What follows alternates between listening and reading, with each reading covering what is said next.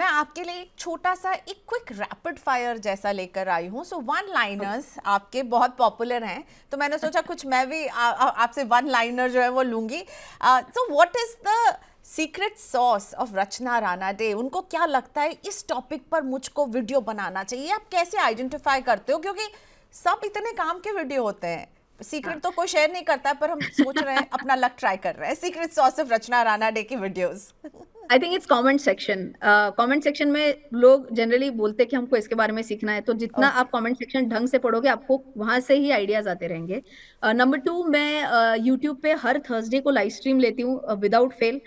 9 o'clock every Thursday मेरे English channel पे मैं लाइव स्ट्रीम लेती हूँ। तो कई बार लाइव स्ट्रीम में भी लोग सजेशन देते हैं कि हमको इसके बारे, for example SIF was asked by few of my viewers. मेरे ओके। दिमाग में नहीं आया था ये टॉपिक, तो और भी अच्छा लगता है। किसी को जरूरत है सीखने की और मैंने उस जरूरत को अगर पूरा कर पाई तो और भी अच्छा लगता है। So comment okay. Section and your live streams. So ये जो कमेंट सेक्शन, सो मेरा नेक्स्ट क्वेश्चन यही है, अभी तक का बेस्ट कमेंट कोई है आपको जो लगा कि ये कमेंट जो था बहुत अच्छा था? थोड़ा इमोशनल वाला कमेंट था। एक बंदे ने बोला था कि मुझे बेटी हुई है और मैंने उसका नाम रचना रखा है ओह। आपके नाम से।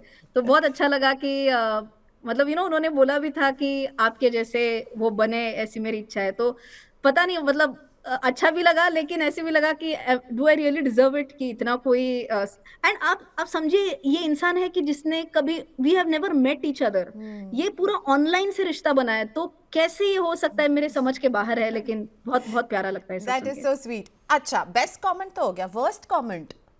ओहो, वर्स्ट कमेंट्स की तो लाइन भी लग सकती है।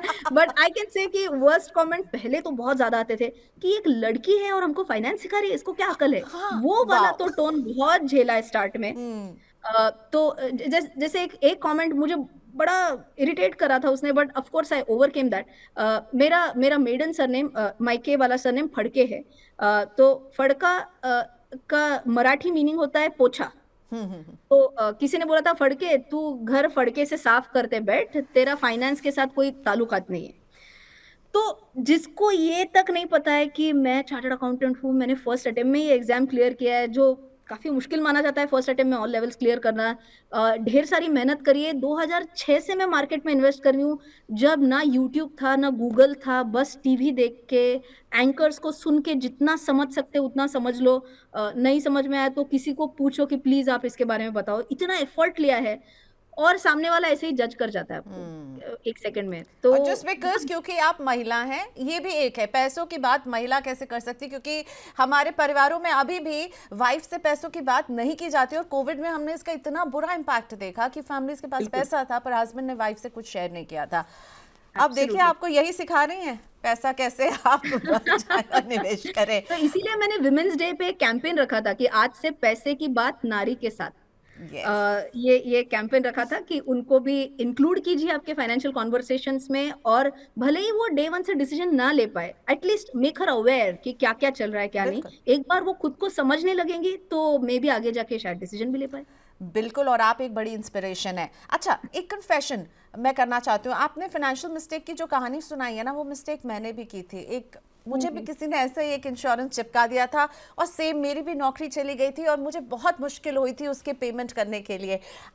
तो क्या रचना से कोई मिस्टेक ही नहीं हुई है? रचना मैम से फाइनेंशियल मिस्टेक? मैंने तो अपना कन्फेशन कर दिया, आपका confession?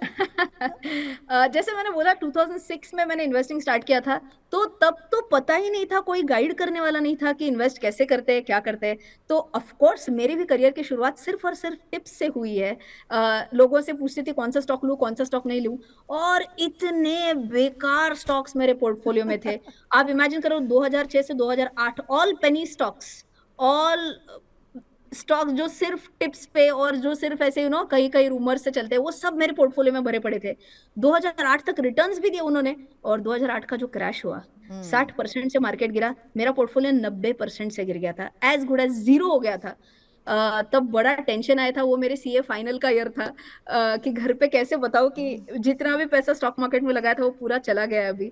So I think that was a good learning for me. Thankfully तब ज्यादा पैसे थे ही नहीं, इसीलिए कम इन्वेस्ट हुए थे। लेकिन आज अगर किसी के पास बहुत ज्यादा पैसा है तो ये गलती ना करे। सिर्फ पेनी स्टॉक्स में किसी के टिप्स पे आप इन्वेस्ट कर रहे हो तो प्लीज ये गलती ना करें। अच्छे quality large cap stocks, mid cap stocks आप खुद रिसर्च कर सकते हो तो बहुत बढ़िया बात हो जाएगी। और आपको जो गलती मैंने मेरे इन्वेस्टिंग करियर में करी वो आप गलती रिपीट ना करें प्लीज। ओके, आखिरी सवाल, आपका फाइनेंशियल ड्रीम, आपका क्या सपना है? एक्चुअली एक फाइनेंशियल ड्रीम जो था वो अभी मैंने रिसेंटली अचीव किया।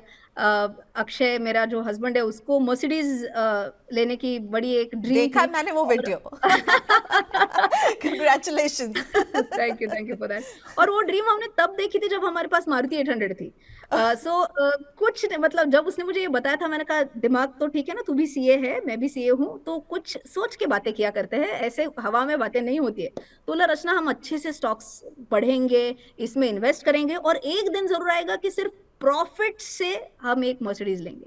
क्या तो बात है। पूरा जो हमारा लॉन्ग टर्म इन्वेस्टमेंट है उसके एक प्रॉफिट से हमने कार खरीदी है। तो ये आई think that is a dream come true for us. And मैं सबको यही बोलूंगी कि कार लेके आना वर्सेस आपने अच्छे से फाइनेंशियल प्लानिंग करके कार लेके आना, वो सेकंड वाले इसमें एक सेटिस्फेक्शन बहुत हाई लेवल का होता है। सबके लिए कार रहेगी ये जरूरी नहीं है, आपके लिए एक शायद स्मार्ट वॉच हो सकता है, किसी के लिए एक मोबाइल फोन हो सकता है। आप आपके कोई एक ड्रीम सेट करो और उसको अचीव करने के लिए एकदम शिद्दत से इन्वेस्टिंग करो।